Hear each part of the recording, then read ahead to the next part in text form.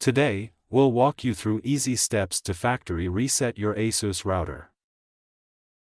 Make sure your ASUS router is powered on. Locate the Reset button on the back of the router. Get a pin or paperclip ready to press the Reset button. Press and hold the Reset button for about 10 to 15 seconds. Once the power light starts flashing, release the button.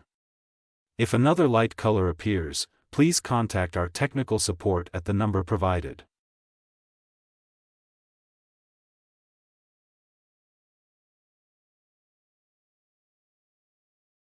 Wait a few minutes for the router to reboot automatically. After rebooting, your router is restored to factory Click Restore settings. and confirm the action. Now, reconfigure the router using the default username and password found on the router label or in the manual. And that's it. Your ASUS router is now reset and ready for a fresh setup. Thanks for watching. Don't forget to like and subscribe for more tech tips.